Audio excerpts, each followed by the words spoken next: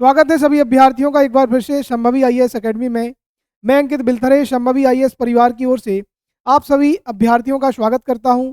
साथियों, जैसा कि आपको ज्ञात होगा, हमारे यहाँ पर मध्य प्रदेश विषय जिसकी शुरुआत मेरे द्वारा की गई थी, जिसमें मध्य प्रदेश की ज्योग्राफी के जो जितने भी महत्वपूर्ण टॉपिक हैं उनको मेरे द्वारा यहाँ पर आपको हल कराया जा रहा है, उनकी थ्योरी उपलब्ध कराई जा रही है। साथ ही हमने उसके जो पुराने PYQs हैं उनको भी हमारी प्लेलिस्ट है उसमें जाके आप देख सकते हैं। इस क्रम में हमने मध्य प्रदेश का सामान्य परिचय, मध्य प्रदेश का गठन, मध्य प्रदेश का भौतिक विभाजन, मध्य प्रदेश में पर्वत, मध्य प्रदेश में मृदाएँ, मिट्टियाँ और मध्य प्रदेश के नेशनल पार्क जैसे महत्वपूर्ण टॉपिक्स को देख लिया था। और मध्य प्रदेश के नेशनल पार्क का तुलनात्मक अध्ययन भी हमने कर लिया था। अब जो आखिरी टॉपिक बचता है, जो एक और महत्वपूर्ण टॉपिक है, मध्य प्रदेश के वन्य जीव अभ्यारण्य, वाइल्ड लाइफ सेंचुरी। तो इनको भी हमको जानना है कि वाइल्ड लाइफ सेंचुरी होता क्या क्या है, मध्य प्रदेश में कितने वन्य जीव अभ्यारण्य हैं और इन सभी वन्य जीव अभ्यारण्यों की विशेषता क्या है, जहाँ से प्रश्न बनते हैं। तो ये जो टॉपिक रहने वाला है हमारा, ये आपके MP कांस्टेबल जो अभी हाल ही में एग्ज़ाम चल रहा है और आगे आने वाला जो एग्ज़ाम है जैसे MP SI का है, MP PSC 2026 है, ठीक है। इसके अलावा असिस्टेंट प्रोफेसर MP सेट से जो एग्ज़ाम होते हैं, तो वहाँ पर जहाँ भी मध्य प्रदेश विषय पूछा जाना है तो उनके लिए बहुत ही कारगर और उपयोगी रहने वाला है। तो आइए जुड़ते हैं, देखते हैं मध्य प्रदेश में वन्य जीव अभ्यारण्य के बारे में। तो सबसे पहले आपको एक चीज़ पता होना चाहिए कि अभ्यारण्य कहते किसको हैं। अभ्यारण्य एक ऐसा क्षेत्र है अभ्यारण्य एक ऐसा क्षेत्र है जिसमें वन्य जीवों, कोई विशेष वन्य जीव को हम संरक्षित रखते हैं उसके प्राकृतिक आवास में। तो ऐसे वन्य जीव जो विलुप्त होने की कगार पर हैं या कोई विशेष दुर्लभ प्रजाति है, ठीक है, उनको उनके प्राकृतिक आवास में संरक्षित रखने के लिए, ठीक है, क्या बोलते हैं हम, जिसका प्रयोग करेंगे उसको कहेंगे वन्य जीव अभ्यारण्य। तो एक ऐसा प्राकृतिक आवास जिसमें कोई पशु या जीव रहते हैं, उनको उनके प्राकृतिक आवास में संरक्षित रखने के लिए सरकार द्वारा जिस परियोजना, जिस प्रोजेक्ट का उपयोग किया जाता है उसको वन्य जीव अभ्यारण्य कहते हैं। और हमने आपको बताया था इसके पहले, जो हमने पढ़ा था वन्य जीव संरक्षण अधिनियम, वन्य जीव संरक्षण अधिनियम 1972, ठीक है, उसमें बताया गया था, उसकी धारा 18 के अनुसार, ठीक है, जितने भी वन्य जीव संरक्षण हैं, वाइल्ड लाइफ सेंचुरीज हैं, उनका गठन किया जाता है। तो एक फैक्ट आपको यहाँ ये भी याद रखना है कि वन्य जीव संरक्षण अधिनियम,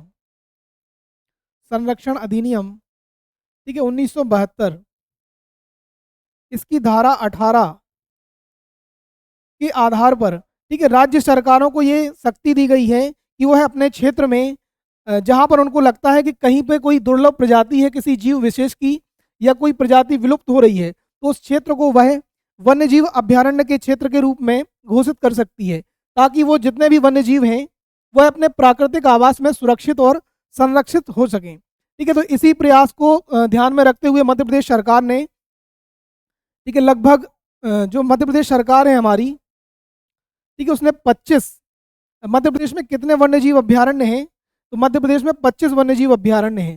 ठीक है, थोड़ा सा इसमें टाइपिंग एरर हो गई है, तो यहाँ याद रख लीजिए आप, मध्य प्रदेश में कितने वन्य जीव अभ्यारण्य हैं, तो मध्य प्रदेश में हमारे, ठीक है, 25 हैं। कितने हैं, इनकी संख्या कितनी है, तो मध्य प्रदेश में 25 वन्य जीव अभ्यारण्य हैं। और हमने नेशनल पार्क को भी देखा था, मध्य प्रदेश में कितने राष्ट्रीय उद्यान हैं, तो मध्य प्रदेश में, ठीक है, 11 राष्ट्रीय उद्यान हैं। ठीक है, जो 25वां आपका वन्य जीव अभ्यारण्य है जो 2024 में बना था, कर्मा झिर्री के नाम से, पता होगा आपको, ठीक है, जो शिवनी वगैरह में स्थित है, तो उन सबको हम जानने का प्रयास करेंगे। ठीक है, साथ ही आपको यहाँ पे पता होना चाहिए कि वन्य जीव जो अभ्यारण्य है, वाइल्ड लाइफ सेंचुरी है, इनकी कौन कौन सी विशेषताएं होती हैं। ठीक है, तो यहाँ से भी प्रश्न बन जाता है। ठीक है, देखिए, जो हमने नेशनल पार्क पढ़ा था, तो नेशनल पार्क में देखा था हमने कि जो हमारा राष्ट्रीय उद्यान होता है उसमें जो मानवीय गतिविधियां हैं वह पूरे तरीके से प्रतिबंधित होती हैं। ठीक है, किसी भी तरीके का पशुचारण, ठीक है, खनन जैसी गतिविधि या वृक्षों को काटना, पशुओं की चराई, ये सब जितनी भी गतिविधियां थी वो प्रतिबंधित थी। लेकिन यहाँ पे कुछ चीज़ें, ठीक है, आसान रहने वाली हैं। यहाँ पर जो नियम है थोड़े लचीले रहने वाले हैं। तो देख लीजिए, पहला जो बिंदु है वन्य जीव अभ्यारण्य की विशेषता बता रहा है, जिसमें बताया गया है मानवीय गतिविधियां। तो यहाँ पर सीमित मानवीय गतिविधियों की अनुमति होती है सरकार के द्वारा। तो यहाँ याद रखिए आप कि यहाँ पर क्या है, सीमित मानवीय गतिविधियों की, ठीक है, अनुमति होती है। जबकि जो हमारा राष्ट्रीय उद्यान है वहाँ पर पूरे तरीके से प्रतिबंध होता है मानवीय गतिविधियों पर।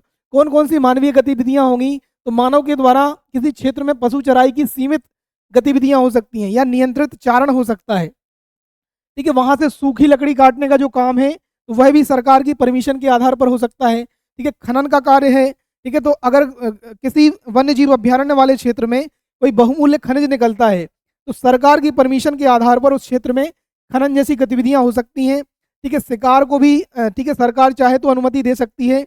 अगर किसी जीव विशेष की प्रजाति बहुत ज़्यादा बढ़ गई है, संख्या बहुत ज़्यादा बढ़ गई है, जो वहाँ के जो पारिस्थितिकी तंत्र है उसको नुकसान पहुंचा रही है, तो उसको वह ठीक है शिकार की भी अनुमति दे सकते हैं।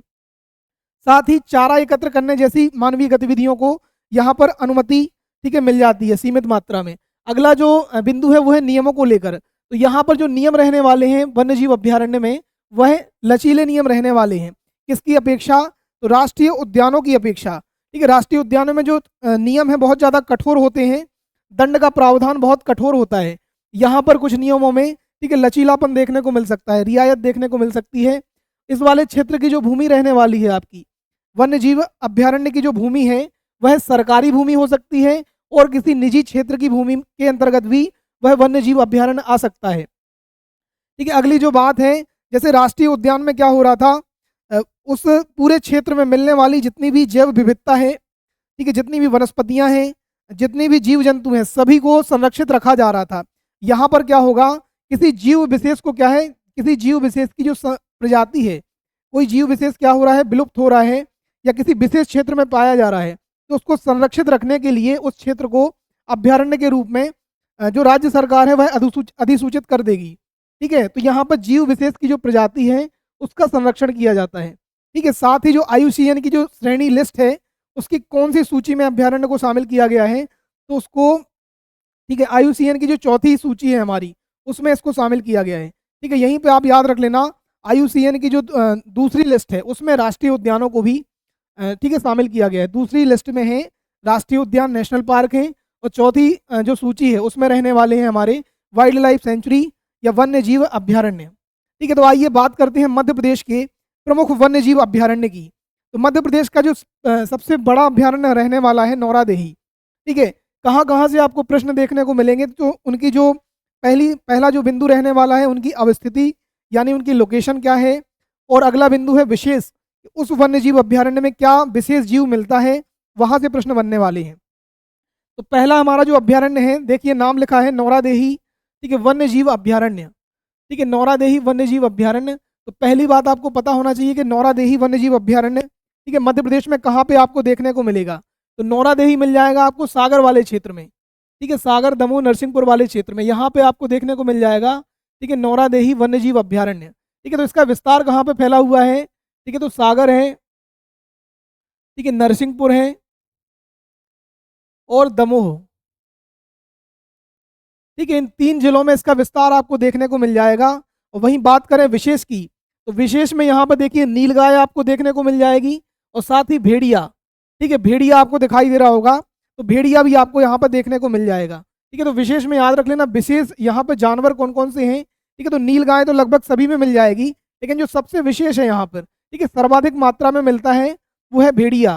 ठीक है, मध्य प्रदेश को आपको पता होगा भेड़िया स्टेट, ठीक है, वुल्फ स्टेट के नाम से भी जाना जाता है। ठीक है, तो कारण क्या है, भेड़िया की जो संख्या है वो सर्वाधिक मात्रा में ठीक है मध्य प्रदेश में देखी जाती है। और मध्य प्रदेश में भी किस अभ्यारण्य में देखने को मिलेगा आपको, तो वो मिलेगा हमारे नौरादेही ठीक है अभ्यारण्य में, नौरादेही वाइल्ड लाइफ सेंचुरी में देखने को मिलेगा। ठीक है, तो नीलगाय अगर ना भी आप याद रखो तो भी काम चल जाएगा, लेकिन भेड़िया आपको जरूर याद रखना है। ठीक है, वुल्फ स्टेट के नाम से भी जाना जाता है। तो ये था हमारा पहला अभ्यारण्य नौरादेही अभ्यारण्य। ठीक है, नौरादेही के बारे में कौन कौन सी बातें याद रखनी है, तो नौरादेही मध्य इसका विस्तार सागर, नरसिंहपुर, दमोह वाले क्षेत्र में है। ठीक है, देखिए कहाँ पर है ये क्षेत्र, तो आपको मैप में दिखाई दे रहा होगा। ये जो क्षेत्र है यहाँ पे इसका विस्तार आपको देखने को मिल जाएगा। अगला बिंदु है विशेष। तो विशेष में क्या है, यहाँ पे मिलने वाला जो पशु है, प्रमुख पशु कौन सा है, तो वो है भेड़िया, वुल्फ। ठीक है, मध्य प्रदेश को भेड़िया की संख्या अधिक होने के कारण वुल्फ स्टेट के नाम से भी जानते हैं। ठीक है, और एक बिंदु और याद रखना, मध्य प्रदेश का सबसे बड़ा वन्य जीव अभ्यारण्य भी है ये। ठीक है, मध्य प्रदेश का सबसे बड़ा वन्य जीव अभ्यारण्य कौन सा है, तो वो है हमारा नौरादेही अभ्यारण्य। ठीक है, तो इतनी 3 बातें आपको याद रखनी थी। पहला कि कहाँ पे ये लोकेटेड है, तो वो आपने देख लिया। उसके बाद विशेष में क्या है, तो भेड़िया यहाँ का प्रमुख पशु है और मध्य प्रदेश का सबसे बड़ा वन्य जीव अभ्यारण्य है। ठीक है, तो ये 3 प्रमुख बातें थी। इसके बाद है राला मंडल। ठीक है, तो राला मंडल में भी आपको वही 3 बिंदु देखना है। ठीक है, पहली बात, राला मंडल कहाँ पे स्थित है, तो ये है इंदौर में। ठीक है, कहाँ पे है, इंदौर में स्थित है। ठीक है, इसका विस्तार कहाँ पे भी देखने को मिलेगा आपको, तो इंदौर वाले क्षेत्र में इसका विस्तार देखने को मिल जाएगा। विशेष की बात करें तो यहाँ क्या मिलता है, तो लोमड़ी मिलती है। ठीक है, कौन सा पशु यहाँ पे देखने को मिलता है या किस जीव का यहाँ पे संरक्षण किया गया है, तो वो किया गया है लोमड़ी का, है ना। और इसके अलावा मध्य प्रदेश का सबसे छोटा अभ्यारण्य है ये। ठीक है, मध्य प्रदेश का सबसे छोटा।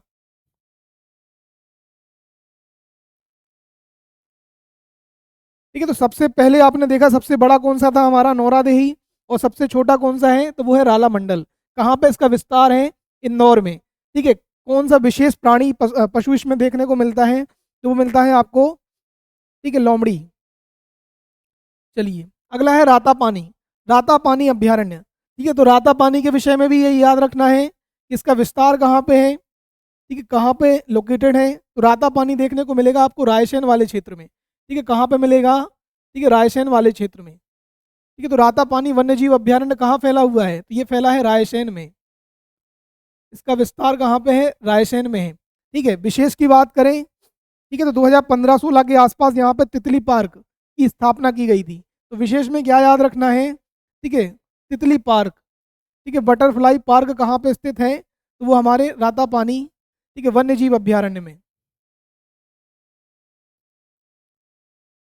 ठीक है, तितली पार्क की स्थापना कहाँ पे की गई है, तो राता पानी वन्य जीव अभ्यारण्य में। और यह मध्य प्रदेश का पहला ऐसा वन्य जीव अभ्यारण्य है जिसको प्रोजेक्ट टाइगर में शामिल करने की बात चल रही थी। ठीक है, प्रोजेक्ट टाइगर, ठीक है, प्रस्तावित है वैसे देखा जाए तो मध्य प्रदेश का पहला ऐसा वन्य जीव अभ्यारण्य है जिसको प्रोजेक्ट टाइगर में शामिल करने की बात चल रही थी। ठीक है, तो किसी किताब में लिखा है इसको शामिल कर दिया है, कहीं पे लिखा है प्रस्तावित है। ठीक है, तो दोनों ही बातें याद रख लेना, अगर पूछा जाए तो याद रखना आप। ठीक है, मध्य प्रदेश का कौन सा वन्य जीव अभ्यारण्य है जिसको प्रोजेक्ट टाइगर में शामिल किया जा रहा है, किया गया है। ठीक है, तो वो है हमारा रातापानी वन्य जीव अभ्यारण्य, जो कि रायसेन जगह में स्थित है। ठीक है, रायसेन में स्थित है। ठीक है, यहाँ पे कौन सा पार्क आपको देखने को मिलेगा, वो मिलेगा तितली पार्क। ठीक है, प्रोजेक्ट टाइगर में शामिल होने वाला पहला, ठीक है, वन्य जीव अभ्यारण्य है। इसके अलावा है बोरी घाटी। ठीक है, तो बोरी घाटी आपको कहाँ देखने को मिलेगा, बोरी घाटी अभ्यारण्य मिलेगा आपको, ठीक है, नर्मदापुरम में। कहाँ पे, नर्मदापुरम। ठीक है, तो बोरी घाटी अभ्यारण्य कहाँ है, नर्मदापुरम या होशंगाबाद। ठीक है, बोरी घाटी अभ्यारण्य कहाँ पे देखने को मिल जाएगा आपको, नर्मदापुरम में। ठीक है, विशेष की बात करें, ठीक है, तो यहाँ पे सर्वाधिक, ठीक है, सागौन के वृक्ष देखने को मिलते हैं। जो पूरा बोरी घाटी वाला क्षेत्र है वो किसके लिए जाना जाता है, तो वह सागौन वृक्षों के लिए जाना जाता है। ठीक है, साथ ही यहाँ से प्रवाहित होने वाली मुख्य नदी कौन सी है, तो यहाँ पर मिल जाएगी आपको तवा नदी। ये जो चित्र आप देख पा रहे हैं ये किस नदी का है, तो तवा नदी। ठीक है, तवा और, ठीक है, देनवा नदी का ये संगम है। ठीक है, तवा भी नदी है और देनवा नदी है। ठीक है, तो बोरी घाटी अभ्यारण्य में आपको 2 नदियां देखने को मिल जाएंगी, तवा और देनवा नदी। ठीक है, किसके लिए जाना जाता है बोरी घाटी, तो अपने सागौन वृक्ष के लिए जाना जाता है। ठीक है, विशेष पशु की बात करें, ठीक है, तो विशेष पशु में आपको यहाँ पर उड़ने वाली गिलहरी देखने को मिल जाएगी। ठीक है, उड़ने वाली गिलहरी किस वन्य जीव अभ्यारण्य में देखने को मिलती है, वह मिलती है आपको बोरी घाटी वन्य जीव अभ्यारण्य में। ठीक है, साथ ही आपको यहाँ पर, ठीक है, साथ ही आपको देखने को मिल जाएगा यहाँ पे, ठीक है, कृष्ण मृग, काले हिरण। ठीक है, कृष्ण मृग,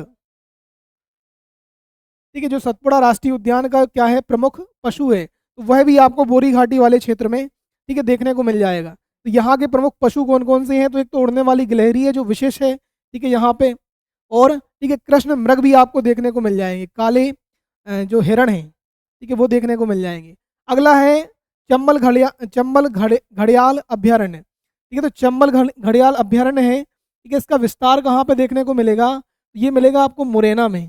ठीक है, मुरैना। चंबल घड़ियाल अभ्यारण्य कहाँ पे स्थित है, तो ये है मुरैना में। ठीक है, मुरैना में एक जगह है जिसका नाम है देवरी।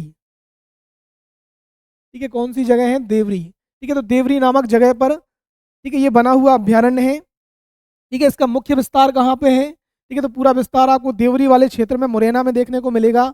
बात करें विशेष की, ठीक है, तो ये चंबल नदी के नाम पे ही है। ठीक है, तो यहाँ से प्रवाहित होने वाली मुख्य नदी कौन सी है, तो ये आपको दिखाई दे रही होगी चंबल नदी। ठीक है, आसपास की जो पहाड़ियाँ दिख रही हैं तो ये बिंद की ही पहाड़ियाँ हैं। ठीक है, तो यहाँ से प्रवाहित होने वाली मुख्य नदी कौन सी है, तो वो है चंबल नदी। ठीक है, किसके लिए इसको जाना जाता है, तो यहाँ पर आपको देखने को मिलेंगे घड़ियाल। ठीक है, घड़ियाल, ठीक है, देख पा रहे होगे आप। ठीक है, घड़ियाल और मगरमच्छ में छोटा सा अंतर है। ठीक है, ये है मगरमच्छ, ठीक है, यहाँ पर दिख रहा है आपको घड़ियाल। तो इनका जो चेहरा है, फेस है, ठीक है, इन्हीं के आधार पर दोनों का जो है, ठीक है, अंतर दिखाई देता है। ठीक है, घड़ियाल का जो मुंह है सामने से, ठीक है, चौड़ा है, जबकि जो ठीक है, घड़ियाल का मुंह, ये मगरमच्छ का मुंह सामने से चौड़ा है और घड़ियाल का जो मुंह है, ठीक है, सकरा हुए सामने से। ठीक है, तो घड़ियाल भी आपको यहाँ पर देखने को मिल जाएंगे चंबल घड़ियाल वाले क्षेत्र में। ठीक है, मगरमच्छ मिल जाएंगे। साथ ही यहाँ का जो ब्रांड एम्बेसडर है चंबल की, जिसका नाम है डॉल्फिन। ठीक है, तो डॉल्फिन मछली मिल जाएगी। ठीक है, डॉल्फिन मछली भी कहाँ पर देखने को मिल जाएगी, वो भी आपको चंबल घड़ियाल जो वन्य जीव अभ्यारण्य है, ठीक है, उसमें देखने को मिल जाएगी। ठीक है, डॉल्फिन मछली मिल जाएगी, घड़ियाल मिल जाएगा। ठीक है, चंबल नदी मिल जाएगी, और एक कछुआ है, कछुए की प्रजाति, ये कछुआ जो है बटागुर इसका नाम है, बटागुर। ठीक है, तो चंबल में मिलने वाला ये विशेष कछुआ है। ठीक है, इसका जो मुंह होता है वो पीला होता है। ठीक है, हरा और पीला कलर का दिख रहा होगा आपको। ठीक है, तो बटागुर कछुए की विशेष प्रजाति भी आपको यहाँ पे देखने को मिल जाएगी। तो ये है चंबल घड़ियाल अभ्यारण्य। ठीक है, चंबल घड़ियाल अभ्यारण्य का विस्तार कहाँ पे है, तो इसका मुख्य विस्तार है मुरैना में। ठीक है, मुरैना के देवरी में। ठीक है, विशेष की बात करें तो यहाँ से प्रवाहित होने वाली जो नदी है उसका नाम है चंबल नदी। ठीक है, यहाँ पर मिलने वाले विशेष पशु की बात करें तो वो है आपका घड़ियाल, इसके अलावा मगरमच्छ। ठीक है, और जो मछली है वो कौन सी मछली है, वो मिलेगी आपको डॉल्फिन। ठीक है, इसको चंबल का ब्रांड एम्बेसडर भी बनाया गया है। और एक विशेष प्रजाति के कछुए भी मिलेंगे जिनका नाम है बटागुर कछुआ। ठीक है, तो बटागुर नामक कछुआ भी देखने को मिलेगा। ठीक है, तो एक बार आइए, ठीक है, एक बार पूरा रिवाइज कर लें, हमने कौन कौन सी बातों को देखा, किन किन बिंदुओं को जाना। ठीक है, हमने शुरुआत की थी मध्य प्रदेश के प्रमुख अभ्यारण्य, जिसमें हमने बताया मध्य प्रदेश में 25, ठीक है, अभी वर्तमान में 2025 तक कितने अभ्यारण्य हैं, तो इनकी संख्या है 25। ठीक है, मध्य प्रदेश के प्रमुख अभ्यारण्य कौन कौन से हैं उनको जाना। ठीक है, अभ्यारण्य क्या है, तो अभ्यारण्य ऐसे प्राकृतिक क्षेत्र हैं, प्राकृतिक आवास क्षेत्र हैं जहाँ पर किसी विशेष पशु को या विशेष जीव को संरक्षित रखा जाता है। कोई ऐसा जीव जो दुर्लभ है, ठीक है, अपने क्षेत्र विशेष में पाया जाता है या विलुप्त होने की कगार पर है, ठीक है, तो उसको संरक्षित रखने के लिए सरकार वन्य जीव संरक्षण अधिनियम 1972 की धारा 18 के आधार पर किसी क्षेत्र को अभ्यारण्य के रूप में अधिसूचित कर सकती है। अगर कोई क्षेत्र वन्य जीव अभ्यारण्य के अंतर्गत अधिसूचित हो जाता है तो कौन कौन सी वहाँ पे विशेष बातें आपको देखने को मिलेंगी, तो आपको सीमित मात्रा में वहाँ पे मानवीय गतिविधियाँ मिल जाएंगी। पशु चारण, लकड़ी काटना, खनन, शिकार और चारा एकत्र करने की गतिविधियाँ सरकार की परमिशन के आधार पर सीमित रूप में देखने को मिल जाएंगी। यहाँ पर जो नियम रहेंगे वो लचीले रहेंगे। राष्ट्रीय उद्यानों की तुलना में दंड का जो प्रावधान है वह ज़्यादा कठोर नहीं होगा। यहाँ पर जो भूमि रहेगी वह राज्य और निजी क्षेत्र दोनों की हो सकती है, और जीव विशेष को संरक्षित रखने का प्रयास किया जाता है वन्यजीव अभ्यारण्य में। साथ ही IUCN की जो चौथी लिस्ट है उसमें वन्यजीव अभ्यारण्य को शामिल किया गया है। फिर हमने जाना मध्य प्रदेश के प्रमुख अभ्यारण्य में नौरादेही अभ्यारण्य, जो कि मध्य प्रदेश का सबसे बड़ा अभ्यारण्य है, जिसका विस्तार सागर, नरसिंहपुर और दमोह वाले क्षेत्र में है। ठीक है, विशेष की बात करें तो यहाँ पर मिलने वाला प्रमुख पशु है भेड़िया। इसके बाद देखा राला मंडल, तो राला मंडल मध्य प्रदेश का सबसे छोटा वन्य जीव अभ्यारण्य है। कहाँ पर स्थित है, तो इंदौर में स्थित है, और यहाँ का जो विशेष पशु है वो है लोमड़ी। ठीक है, साथ ही बात करें राता पानी की, तो राता पानी ये कहाँ पे स्थित है, ये है रायसेन में। ठीक है, तितली पार्क के लिए इसको जाना जाता है, और मध्य प्रदेश का पहला प्रोजेक्ट टाइगर में शामिल होने वाला यह वन्य जीव अभ्यारण्य है। इसके बाद जाना हमने बोरी घाटी अभ्यारण्य को। बोरी घाटी अभ्यारण्य कहाँ पर स्थित है, तो यह नर्मदापुरम में। ठीक है, यहाँ का विशेष पशु की बात करें तो उड़ने वाली गिलहरी और कृष्ण मृग यहाँ पर विशेष पशु हैं। साथ ही जो हमारे सागौन के वृक्ष हैं उसके लिए बोरी घाटी वाले पूरे क्षेत्र को जाना जाता है। यहाँ से प्रवाहित होने वाली प्रमुख नदियाँ हैं तो वो देनवा और तवा नदी है। ठीक है, इसके बाद जाना हमने चंबल घड़ियाल अभ्यारण्य, जो कि देवरी मुरैना में स्थित है। ठीक है, यहाँ से प्रवाहित होने वाली नदी का नाम है चंबल नदी। ठीक है, प्रमुख पशु की बात करें तो वो है घड़ियाल। ठीक है, मछली की बात करें तो वो है डॉल्फिन, और बटागुर नामक एक विशेष कछुआ यहाँ कछुए की प्रजाति यहाँ पे देखने को मिलती है। साथ ही ठीक है, मगरमच्छ वगैरह यहाँ पे आपको देखने को मिल जाएंगे। ठीक है, तो ये महत्वपूर्ण हमारे मध्य प्रदेश के अभ्यारण्य थे। अगले भाग में और जो महत्वपूर्ण अभ्यारण्य हैं और उनसे संबंधित जितने भी तथ्य हैं उनको हम जानने का प्रयास करेंगे। जुड़े रहने के लिए सभी का बहुत बहुत आभार। वीडियो को शेयर कीजिए, चैनल को सब्सक्राइब कीजिए और अपनी तैयारी को एक बेहतर और रणनीतिक मजबूती दीजिए। इसी कामना के साथ अलविदा लेते हैं। जय हिंद, जय भारत।